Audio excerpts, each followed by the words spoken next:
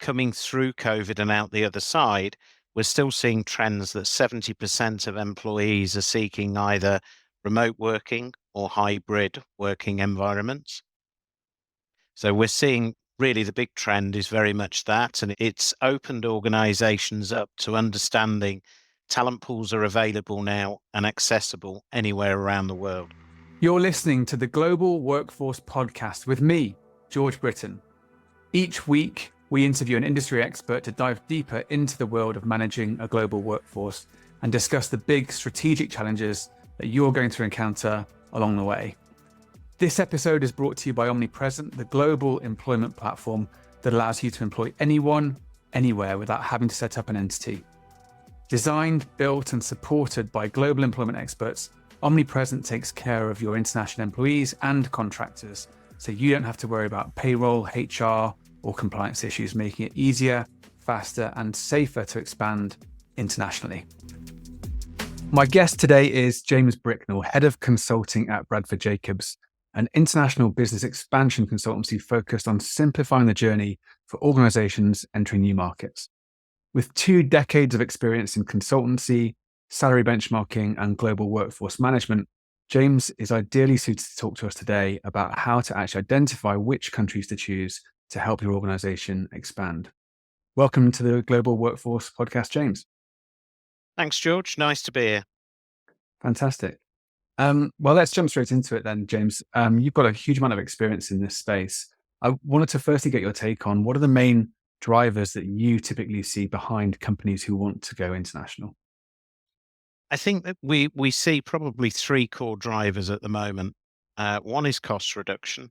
Now that we're in an environment where workforce generally is predominantly working remotely, it gives people that option of looking at cost reduction. The other is sometimes skills shortages. So in certain markets, skills availability drives the need to actually look outside of that market. And then finally, the obvious one, I guess, is expansion into new markets where businesses are trying to increase revenue by penetrating new markets. Yeah, that makes a lot of sense. It's something that we obviously see similar trends to. I'm curious to get a take on, have you seen these trends evolve over the last few decades? Have you seen things change with after the last few years of the widespread adoption of remote work? How are you seeing those kind of the drivers behind this expansion market change? Yeah, I think I was asked a similar question recently, actually, and it's an interesting market that we're in at the moment. Obviously, your business working in employer of record, and as we look at generally expansion into new markets, what we've seen is less reliance on location and more flexibility. We've also seen we saw that as a short-term reaction to the advent of COVID, as an example. But coming through COVID and out the other side, we're still seeing trends that 70% of employees are seeking either remote working or hybrid working environments. So we're seeing really the big trend is very much that, and it's opened organizations up to understanding talent pools are available now and accessible anywhere around the world. Yeah, that's really interesting. I think that certainly um, one of the changes that was driven by the pandemic was with the lockdowns and then the adoption of remote work. My feeling is, and you'll know this better than me, is that pre-pandemic, the one of the main drivers for looking internationally might have been cost reduction, whereas nowadays it's I think I'd say 2 things. There are still many companies that aren't still, even after all of this, aren't aware that they could hire great talent internationally. But also it's more about finding great talent as opposed to finding great talent at a low cost. Would you agree with that, or would you? Yeah, absolutely. I think generally the demands on business intensify, and with advents in technology that you and I over the years have seen consistently, the development of new technology. Obviously, at the moment, everybody's talking about artificial intelligence as an example. As different skills are required, then all of a sudden organizations identify that certain markets have shortages of those skills. Therefore, that drives the need to look into international markets to access the best skills in the market and give them competitive advantage. Yeah, that makes total sense. So one of the areas where you have a lot of experience, James, is in salary benchmarking, and I'm curious to get your take on how important that is for clients when they look at expanding into new markets. Can you give us some examples of where this is either made or broken a company's expansion plans?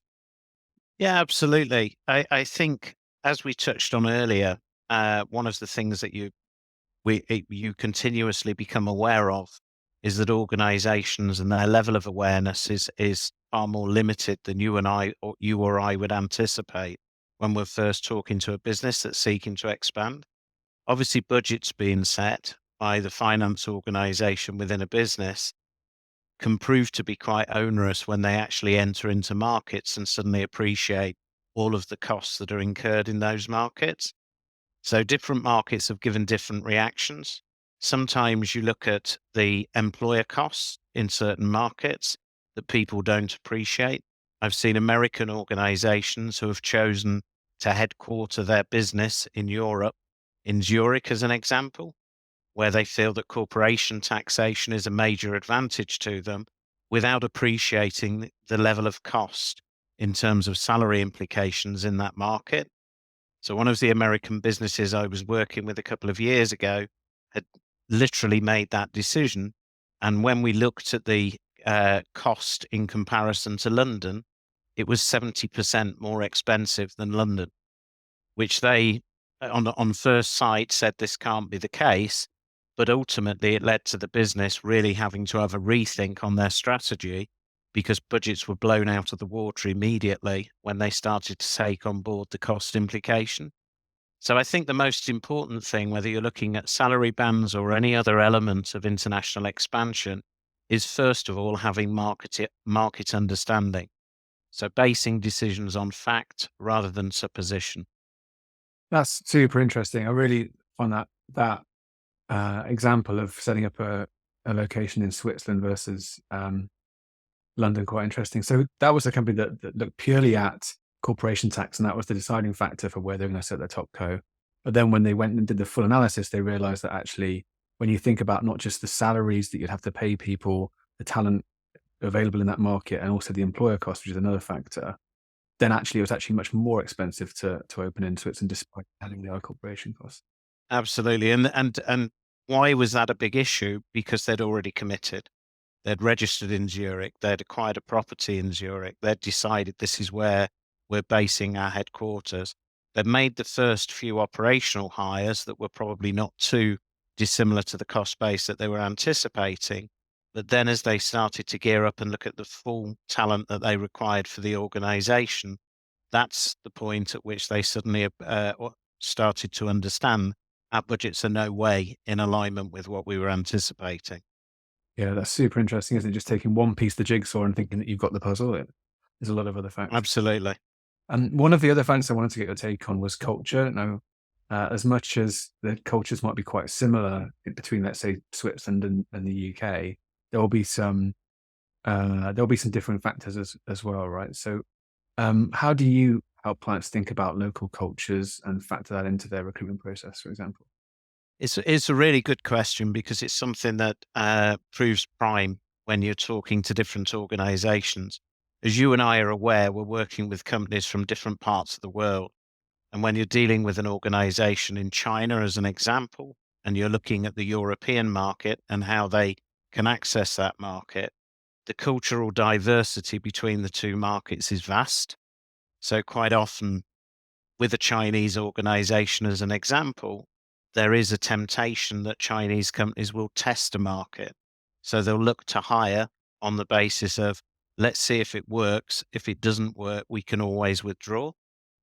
You'll also find that sometimes they anticipate that the hiring process should work in the way that a Chinese organization works. So quite often where we've engaged with Chinese businesses, part of the process has been educating them to understand the difference in culture.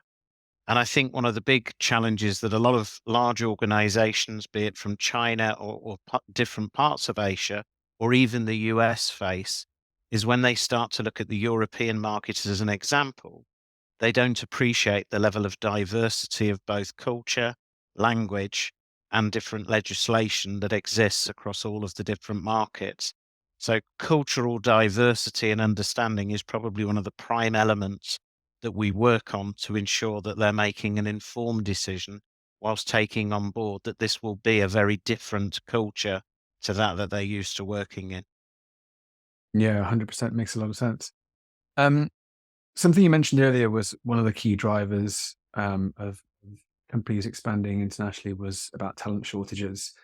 And that's obviously quite a big topic. And, if you want to, it's very easy to have some sweeping statements about this, but if you want to actually find the answer, which is like, where should we look for our next, um, you know, person within this role, that's quite a difficult question to answer, right? So, how do you try and think about helping clients to balance that talent availability and the cost in the markets?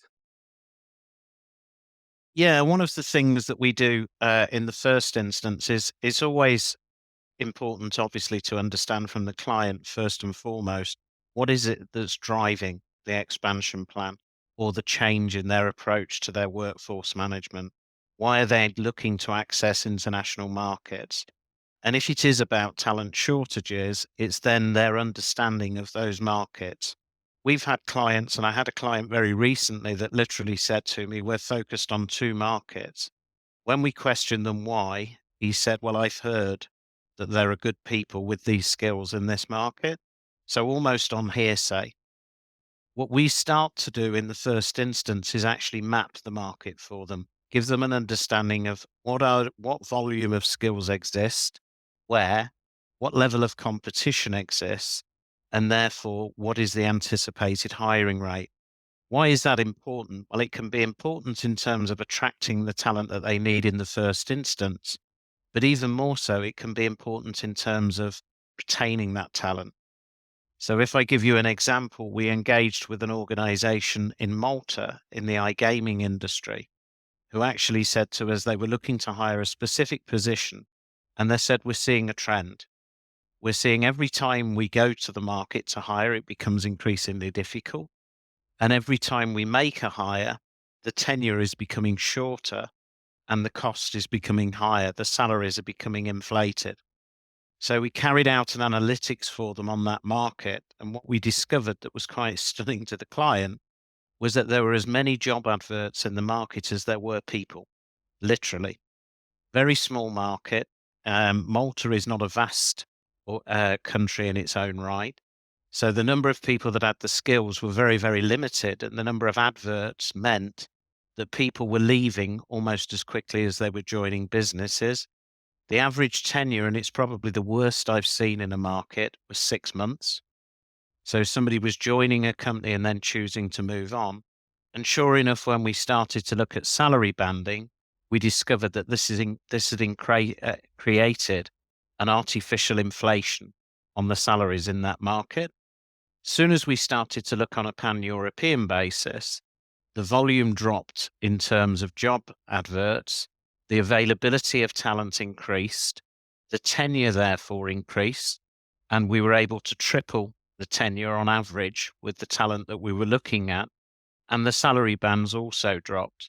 So just through understanding the market and the behavioral patterns they were experiencing, we were able to save them cost, increase the rate of hiring, and also increase the period of tenure. So, with that vital period where you're investing into an individual to educate them about your organization and gain benefit from them, they were able to then retain the staff beyond that point and know that they'd got the security of good staff at the right level of cost to them as an organization.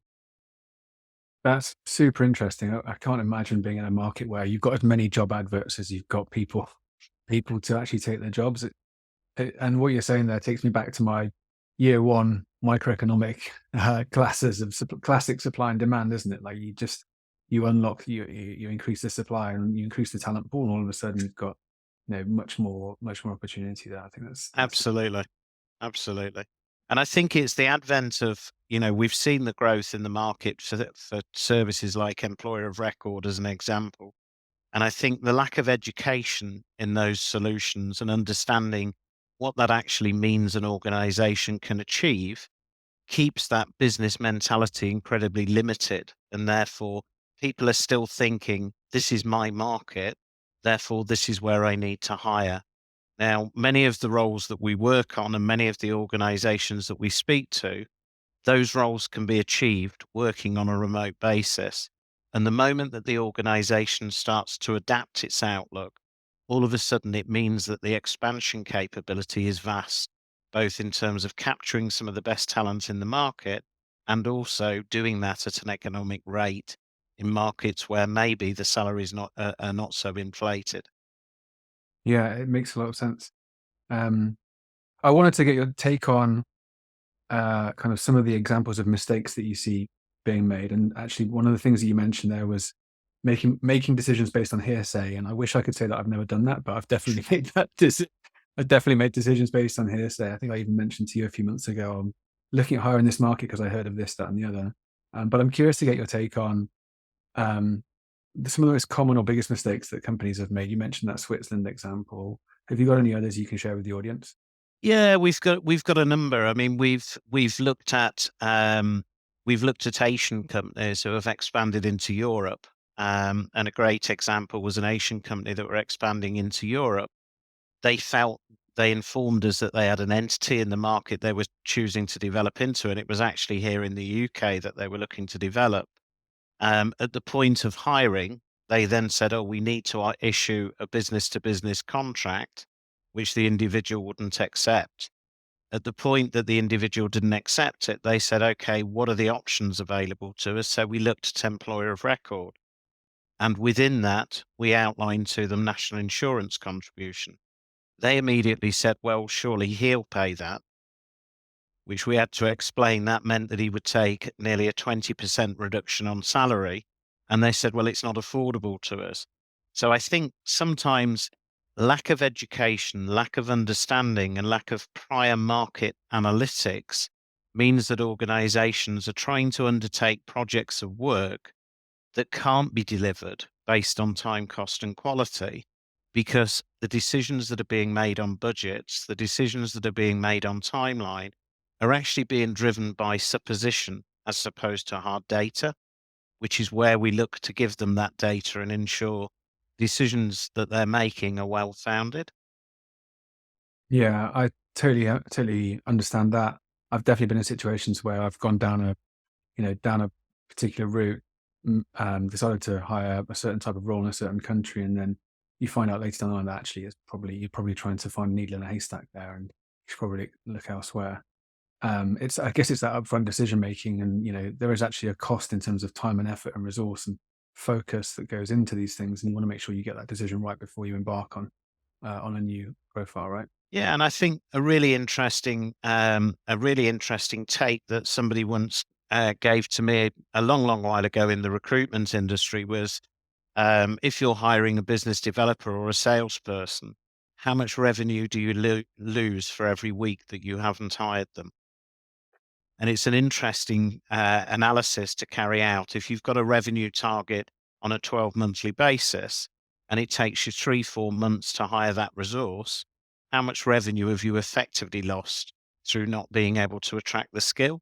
Now, with sales, it can be market specific quite clearly, but we see organizations at the moment that are actually losing business based on the fact that their current business model doesn't take advantage of all of the talent that's available and the variation in cost from one market to another. So, American IT service companies is a great example at the moment where we've worked with a couple that they're looking at the local market in the US. And at the moment, the cost of strong IT skills in the US market is incredibly inflated. Now, those businesses are then having to put forward a tender to international businesses, and sometimes they can't afford to be competitive because of that cost base in the US market, and they lose the business. Having an understanding of what skills are available in other international markets, sometimes at far more economic rates, means that commercially they become more competitive. They can still achieve strong levels of profitability, but they can win a larger proportion of the business that they're tendering for based on understanding where that talent is available and at what cost. Yeah, and presumably that's a huge operational advantage for, especially for services-based companies where, your margins are highly dictated by the cost of delivering the services. Um, Absolutely.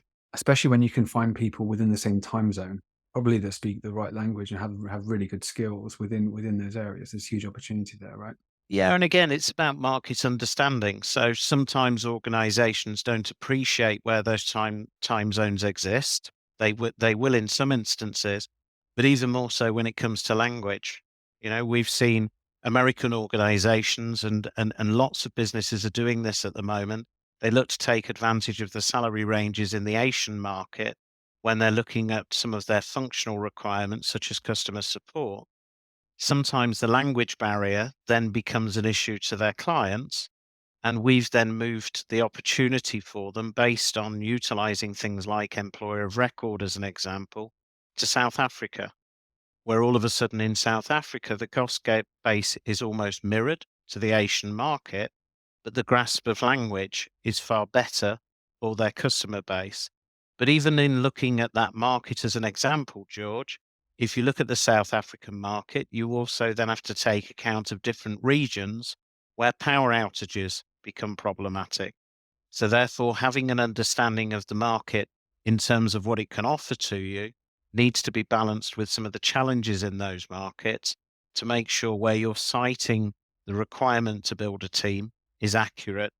Once again, and I know I keep repeating myself, based on data and prior Mm, market understanding.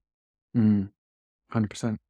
Um, so James, one of the subjects that you've written about in the past is about autonomy when entering new local markets. I guess we touched on this a little bit, but I wanted to get your take on why that's so important and how you can go about building that. Building autonomy in terms of, can you When put en- that into context for me? Yeah, so building autonomy when you're entering a local market. So how does that market kind of, how should you think about having a new market operating independently or in partnership with the existing markets that business might be operating in? I think it comes back to the same model that we discussed earlier. The first thing is to understand the business drivers and the culture behind those businesses. So, to be frank, some of the organizations that we work with, their culture is not necessarily to allow autonomy. I remember doing some work in Japan as an example, and we're pulling in all parts of the world in the conversation, George. But I remember doing some work in Japan where one of the Japanese VPs I was talking to gave me a fantastic example of Japanese philosophy. He said, if you come across a stone bridge, most people would assume that it's been there for many years and therefore it's safe to cross. But in Japan, we take out a stick and tap it first because everything in Japan is about checking and making sure that everything is correct before we move forward. So I think the first thing that has to be considered when you're looking at working autonomously in a market is, does it fit to the culture of the organization at its core? And if it doesn't fit to the culture, then looking at how you adapt the model and the talent that you hire. If you're going to work autonomously in a market, it's about the talent that you hire and the talent that you need to target. So you need to consider the level of trust that needs to be given to that individual and ensuring that you're able to invest that level of trust to operate that level of autonomy. Sometimes that then comes into another area of service provision that we all advise upon, which is looking at relocation of talent. So sometimes somebody will look to relocate a senior executive from their organization to establish the autonomous division, set the culture, set the tone and the reporting mechanism before they then unleash and allow full autonomy in the marketplace. But it's understanding the cultural diversity that enables that autonomy to be delivered. Because obviously, culturally, from one part of the world to another, it can be hugely diverse. And therefore, they need to understand and appreciate that there needs to be a certain level of flexibility against the culture of the market that they're moving into. Yeah, 100%. I totally agree with that. And I really like that analogy of tapping the bridge with the stick. So let's say we've got somebody listening now who's saying, "Look, I can see the bridge. I want to tap it. Um, where are the areas to tap? Who should be involved in that kind of that upfront process? I think there should be a number of people. So first of all, the strategy's been established that they're looking at developing into a new market. We referred to earlier the fact that we need to look at what the drivers are as to why they're developing into that market.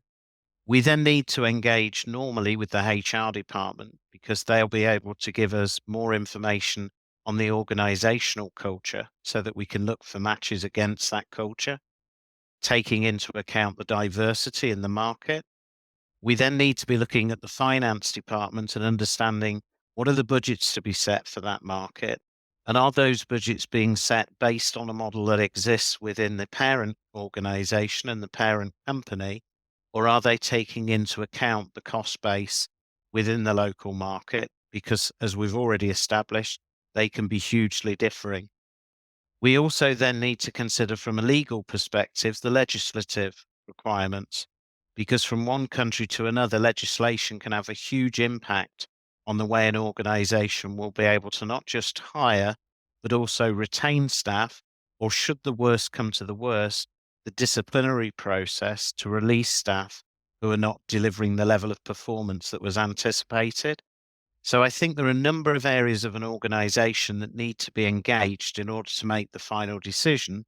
And everybody needs to be entering into that decision based on clear understanding of what the commitment is, both financially, culturally, and legislatively.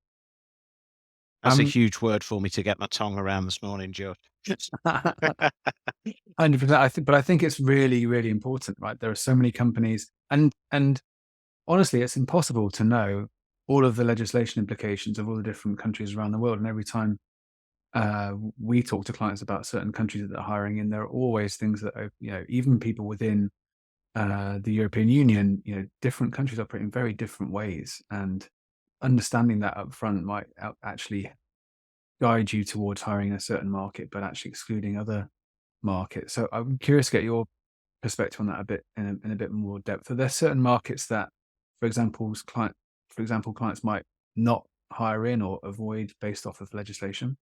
Yeah, I think it would be wrong to say they should avoid those markets based on the legislation because obviously the local market legislation is established to suit the local culture and the local view on the way that they engage. So there are certain markets in Europe that we look at, Sweden, France as an example, where the markets are very heavily weighted towards the employee, which means that from a legislation perspective, it can make it challenging for international organizations.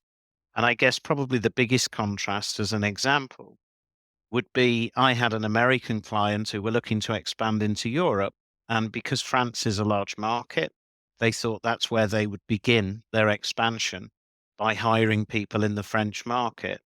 Now, the contrast between employment legislation in the US and the legislation in France probably couldn't be more diverse. You've got a market in the US that is a fast moving market where people can be terminated from contracts in fairly short periods of time, very heavily weighted commercially towards, certainly from a sales perspective, performance standards and working patterns, to a market in France where the legislation restricts the speed at which you can terminate a contract. And the legislation very much guards on the side of the employee. Neither market legislation is wrong, quite clearly. All of them have their place culturally within those local environments. But sometimes when a business is considering that international expansion, and certainly that first step into an international expansion, having prior market knowledge ensures that they consider the diversity of legislation as part of their decision making because it can be perceived as being completely foreign. You'll excuse the term because it's obviously a different region, but it's something that's completely foreign in terms of their working patterns. And therefore, it needs to be a strategic decision that this is something that we can cope with, where we have members of a team that will be working in one market and members that will be working in another market that is actually measured under totally different legislation and totally different standards. Yeah, I totally agree with you here. And I think that contrast between, like you say, an American company hiring in France or vice versa, like they're two completely opposite ends of the spectrum, but also two countries with very close links in economic terms and, flow of trade and things like that. Um, Something I wanted to get your take on is the importance of having a local partner as you're embarking on um, some of these initiatives. Like, how important is that in your mind?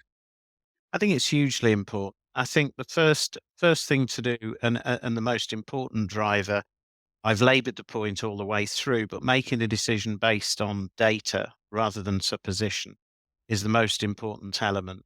But then when you start to look at engaging into a local market, what is needed then is the local cultural understanding. I remember working with a Chinese company who was seeking to set up a large expansion program in the Netherlands.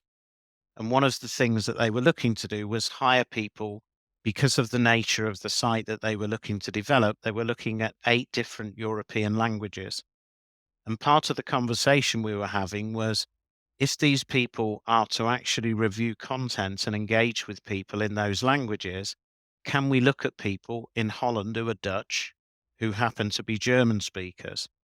And the challenge was no, because they need to understand the sense of humor, the terminology. They need to understand the grammatical differences between somebody who comes from Germany and somebody who comes from Holland. And as you start to look at these elements, it becomes even more important that you're then engaging with a local partner who has that base understanding of what is the cultural difference. If a line is delivered, where we talked about the Japanese market as an example, if that level of caution exists, is it an individual who is expressing a lack of interest in joining a business, or is it an individual that is actually taking the cautionary approach? They see the bridge, but they still need to tap it with the stick.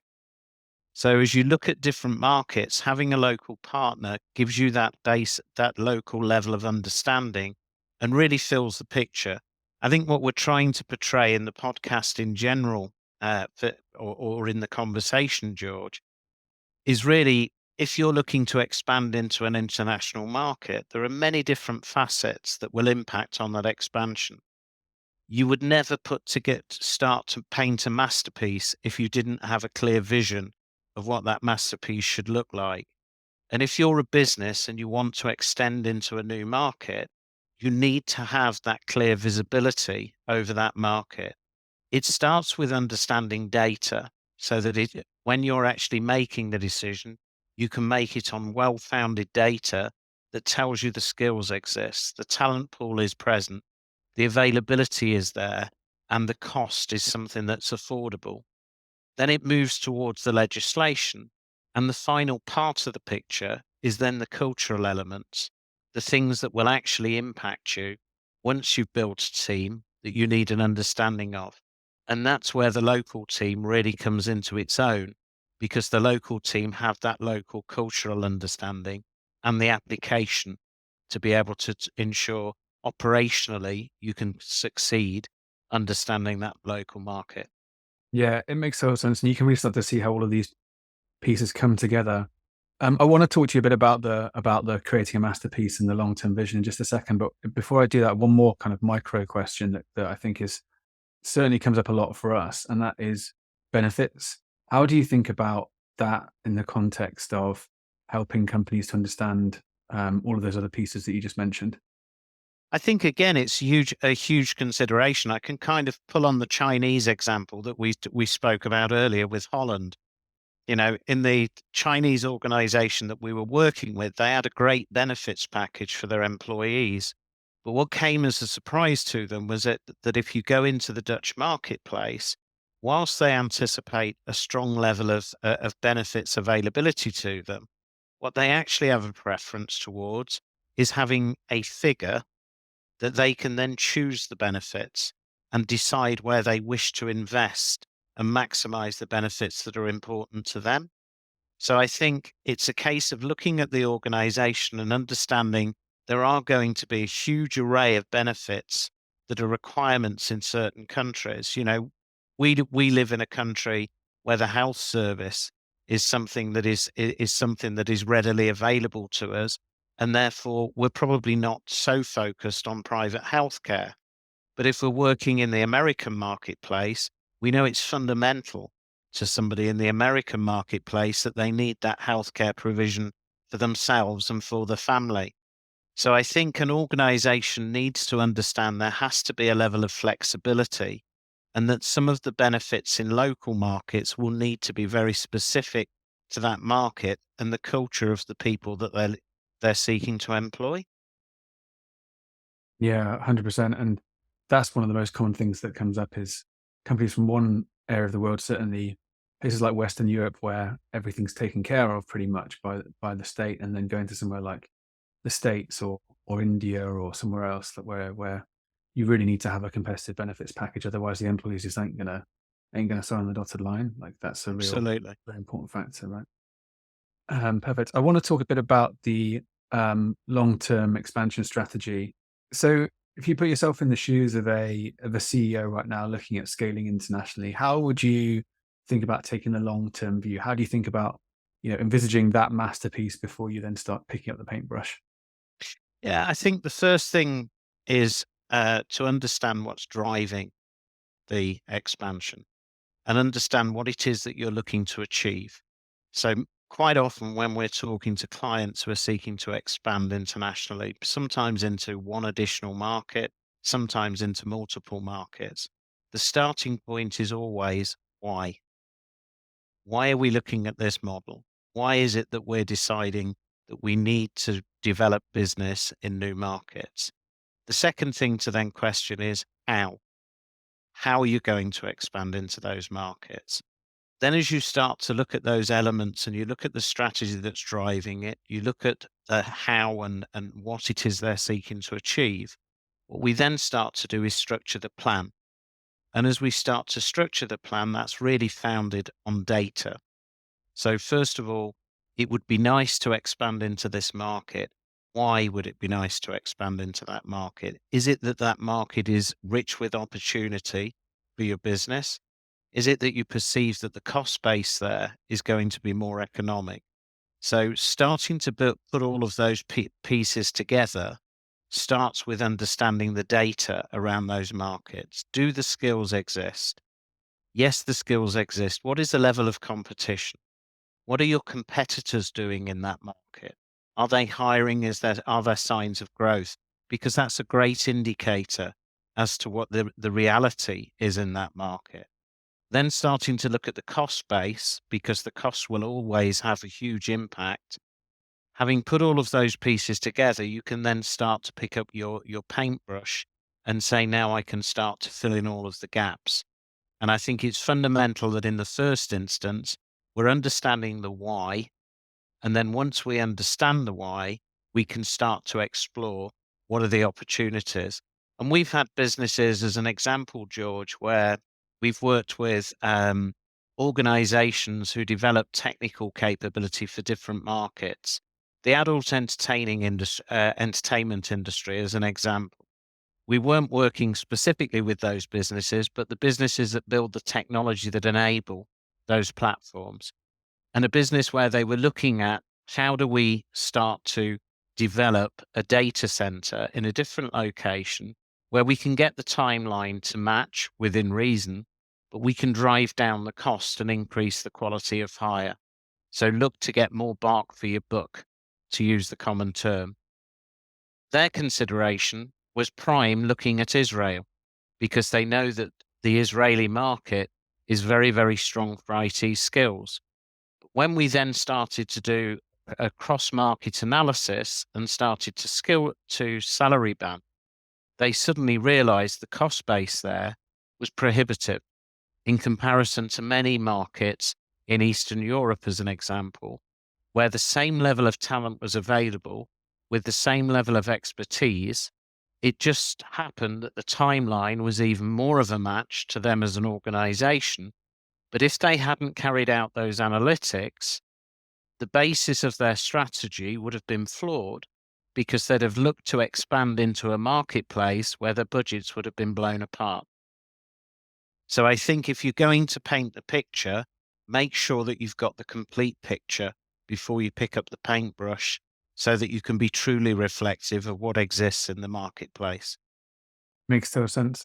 Yeah, I've learned so much on this call. I think we've touched on a few different areas, actually a lot of different areas. But one of my key takeaways is to make sure you. It's almost the I'd use that Japanese analogy of tapping the bridge with the stick. In my mind, it's measure twice, cut once. Is the Absolutely. missing phrase. Um, what would be your final thoughts here? So if anyone's listening to this, where should they start if they're embarking on this journey? I think where they should start if they're embarking on the journey is, as all businesses will, they'll have a strategy. Once they have a full appreciation of the strategy, i.e., they have the answer to the question why, they then need to seek some professional guidance and support to understand the how, where, so that they can actually have the full picture in front of them before decisions are made. It's very, very frequently the case, and I'm sure in your business as well, George, when it comes to employer of record, the number of times that an organization say, this is what we've decided to do, and then all of a sudden they come to appreciate how cost prohibitive certain markets are. Certain markets have employer contributions that even when we do salary bands as an example, we're giving a gross salary, an indicative gross salary into each market. But what then needs to be considered, what are the contributions for the employer over and above? Because some markets, it can be up to a 50% contribution on top. Without taking those considerations, that's when it becomes prohibitive. That's when it becomes flawed. And that's where people fail. So I think the first thing is the business has every right to develop its own strategy and understand the why. But once they've got the answer to the question why, engage with an organization that can help you to understand the how and the where. Makes total sense. James, it's been great to speak with you today. If people want to find out more, what's the best way for them to get in touch? Number of different routes. Obviously, I work for an organization called Bradford Jacobs. They can, if they go to the Bradford Jacobs website, they'll see instantly many sources of information so they can start to educate themselves on different markets. And equally, they'll also see access points so that they can email different people with different areas of expertise. And equally, George, as we both know, we work closely together. So, in talking to somebody like Omnipresent as the first point of contact, we're working in partnership and we can support an organization if they need any gap filling in terms of market understanding and education. Fantastic. James, thank you so much for being on the podcast today. Pleasure speaking to you, George. Thanks for your time.